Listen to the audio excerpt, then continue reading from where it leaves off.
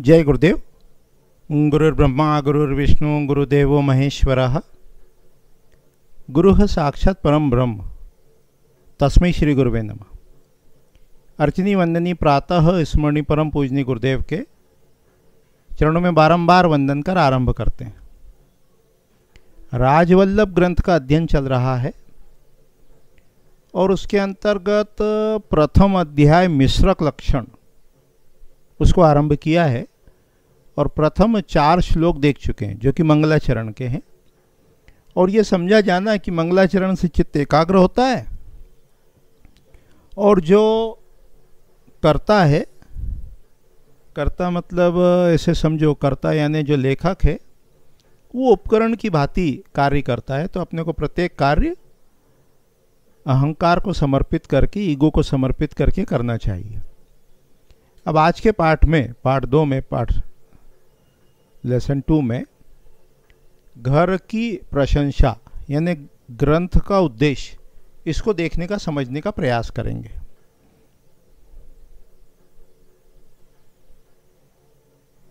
शास्त्र में परंपरा है अनुबंध चतुष्टय की। अनुबंध चतुष्टय की।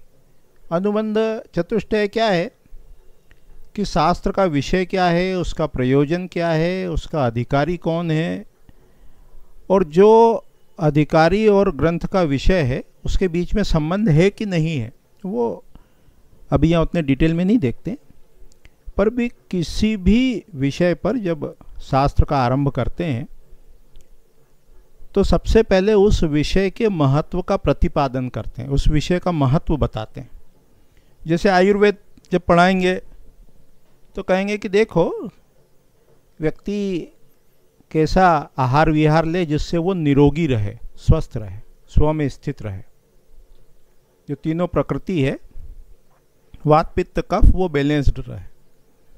योग जब पढ़ाएंगे तो कहेंगे देखो पहला सुख निरोगी काया, कि शरीर जो है वो निरोगी रहे, स्वस्थ रहे।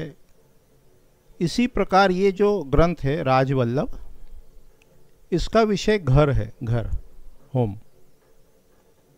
तो सबसे पहले गृह की प्रशंसा करते हैं। जो विश्वकर्मा प्रकाश ग्रंथ में भी देखेंगे तो कहेंगे कि देखो जो चारों वर्ण हैं,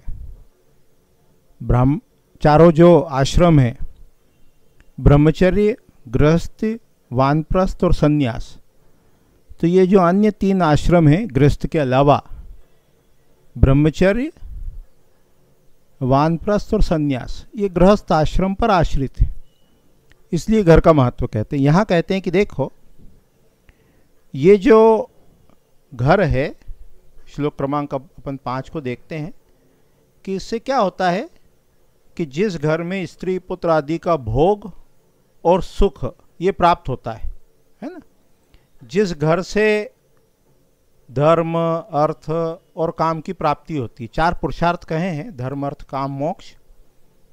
उसमें से जो 3 पुरुषार्थ हैं, धर्म, स्वधर्म का पालन करना, अर्थ, स्वधर्म का पालन करते हुए अर्थ यानी धन कमाना, और काम यानी कामनाओं की पूर्ति करना, तो उसकी प्राप्ति घर से होती है। ये जो घर है ये प्राणियों के विश्राम का स्थल है। ठंड, गर्मी, वर्षा, इसका जो भय होता है उसका ये निवारण करता है घर। और बावड़ी, कुआं, देव मंदिर आदि के निर्माण का जो सुख है वो भी घर से ही आरंभ होता है। इसलिए विश्वकर्मा आदि जो देवता हैं वो सबसे पहले घर की इच्छा करते हैं। तो यहाँ शास्त्र के माध्यम से ये बता रहे हैं कि घर कह लो, गृह कह लो, उसका बनवाना अत्यंत आवश्यक है। कि ठंड है, गर्मी है, सर्दी है, बरसात है, कामनाओं की, इच्छाओं की पूर्ति करना है, उन सब के लिए घर जो है वो अत्यंत आवश्यक है। और पहले के समय में जब घर बनाते थे तो उसको थोड़ा लंबे समय तक वो रहे, 100, 200, 300, 400 साल रहे। मान लो किला इत्यादि है, राजमहल है, तो उसको ध्यान में रख के बनाते थे। तो यहाँ कह रहे हैं कि ये जो कार्य है गृह निर्माण का, ये एक महत्वपूर्ण कार्य है और इस पे अन्य बहुत से कार्य आश्रित हैं।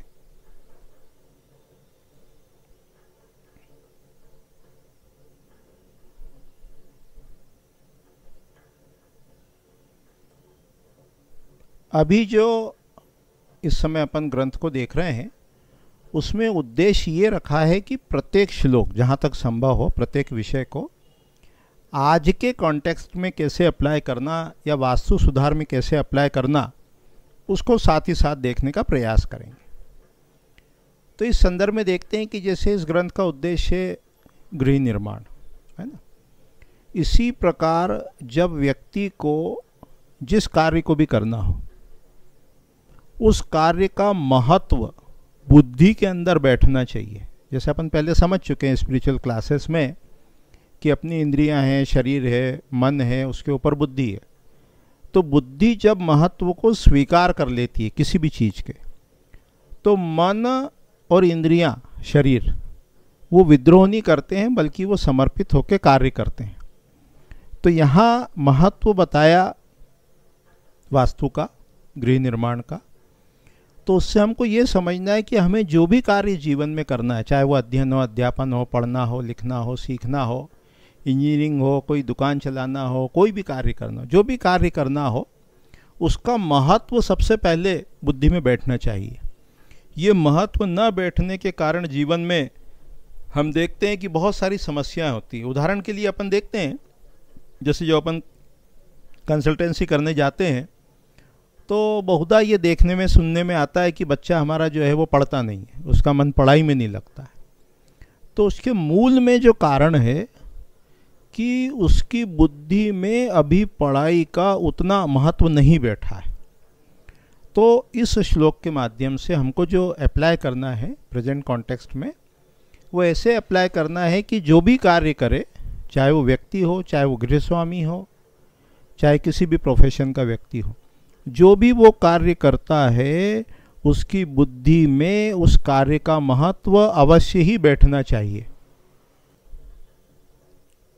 अब जैसे अपन वास्तु अध्ययन करने में लगे हुए, तो वास्तु के अध्ययन में अपन समय भी निकालते हैं, थोड़ा पैसा भी खर्च करते हैं। क्यों? क्योंकि वास्तु का महत्व बुद्धि में बैठ गया, चाहे वो धन के लिए बैठा हो या अन्य किसी कारण से बैठा हो।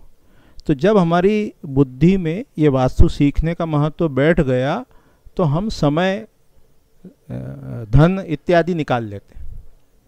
ठीक इसी प्रकार जब भी हम कंसल्टेंसी करने जाएं तो हम ये देखने का, समझने का प्रयास करें कि व्यक्ति के जीवन में जो समस्या है उसका कारण क्या, उस कार्य के प्रति उसकी अरुचि है क्या, उस कार्य के प्रति उसका महत्व जो है वो उसकी बुद्धि में बैठा है या नहीं बैठा है। तो अभी इतना ही कह के वाणी को विराम देते हैं। आगामी पाठ में हम गृह आरंभ मुहूर्त को देखने का, समझने का प्रयास करेंगे कि घर बनवाना कब शुरू करना चाहिए, और यदि किसी कारणवश वो शुभ समय में न हुआ हो तो उसके क्या दुष्परिणाम हो सकते हैं उनको, और कुछ रेमेडियल पार्ट को भी देखने का, समझने का प्रयास करेंगे। अभी इतने ही कह के वाणी को विराम देते हैं। जय गुरुदेव, जय गुरुदेव।